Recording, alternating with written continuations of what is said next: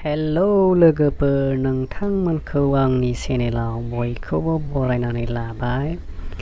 जुदि नोंथांमोनहा आंनि चेनेलखौ दासिमबो साबस्क्राइब खालामाखैबा अन्नानै आंनि चेनेलखौ साबस्क्राइब खालामदो आरो खाथियाव थानाय बेल आइकनखौबो क्लिक खालामनानै लादो, जाहाथे आङो गोदान आपडेट होयोबा नोंथांनिसिम गोसो बायदि सहैनो हायो।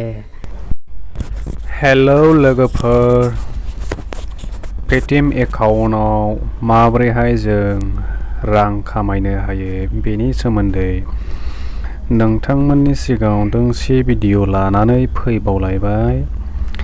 माबे एप्सनि जोहै रांखौ खामायगोन नोंथांमोनहा भिडिअखौ नायलांबाय थाबानो बुजिनो मोनगोन।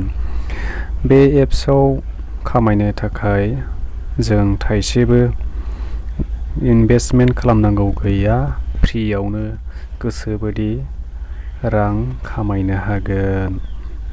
थौदो अब्ला लोगोफोर, बे एप्सखौ माबोरै बाहायो आरो माबोरैहाय आर्निं खालामो खोन्थालांदिनि मबाइल स्क्रिनाव।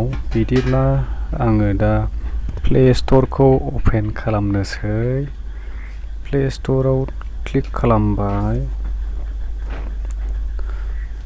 प्ले स्ट'रा आंना अफ जानानै दङ, दा बेखौहाय अन खालामनोसै। प्ले स्ट'रखौ नागिरबाय दङ आङो दा। नोंथांमोनहा दसे नेथ'दो र'।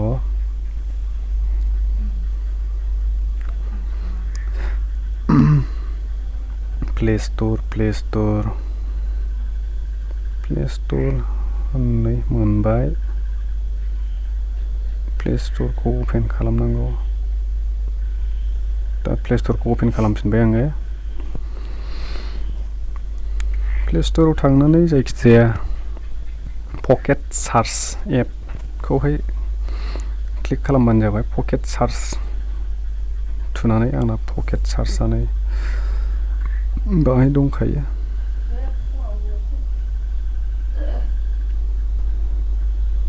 पकेट सार्च नै आं दा पकेट सार्चआव थुबाय।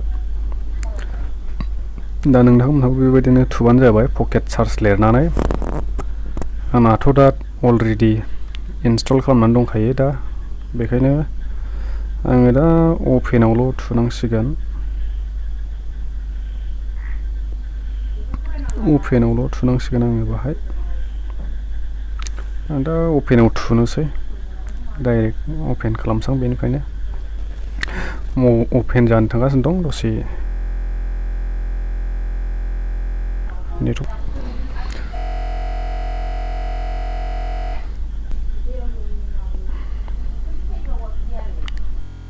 दा एप्सआ गेवबाय, पकेट सार्च एप्सआ गेवबाय। दा बे पकेट सार्च एपआवहाय माबोरै मा खालामनांगोन होनोबा खामायनो थाखाय, दा जोंनो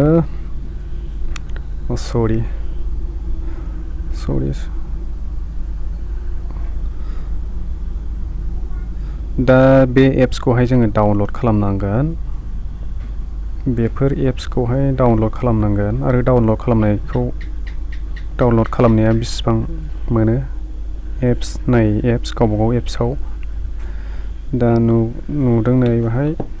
दा बेयावहाय बेसेबां मोनो नोंथांमोनहा नै नुनो हाबाय। बेयावहाय थाइनै मोनगोन नै,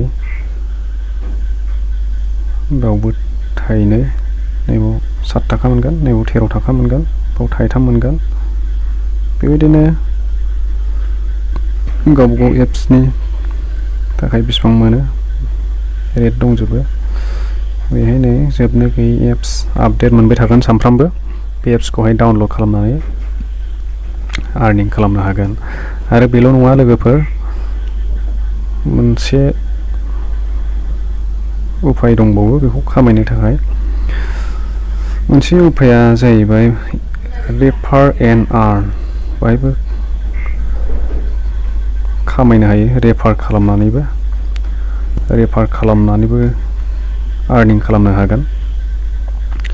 ओमफ्राय भिडिअ वाच खालामनानैबो खामायनो हायोमोन दा बियो आपडेट जाथ'वाखैमोन आगोलाव भिडिअ नायनानैबो खामायनो हायोमोन दा बे आपडेटआ गैथ'ला गोदान आपडेट जाबाय थायो बे एप्सआ दा लाइभ प्रुफ नोंथांमोनहा नायनो हागोन आङो बेसेबां मोनदों माबे एप्सआव आं दा नै नोंथांमोननो देखायनो थाखाय वालेटआव थुनोसै डाइरेक्ट नैबे 3 डटआवहाय थुबाबो जायो नैबे 3 डटआवहाय थुनसां ओमफ्राय थुबाय दानिया वालेटआव थुबाय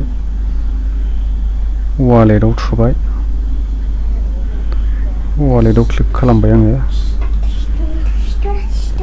वालेटआव थुबाय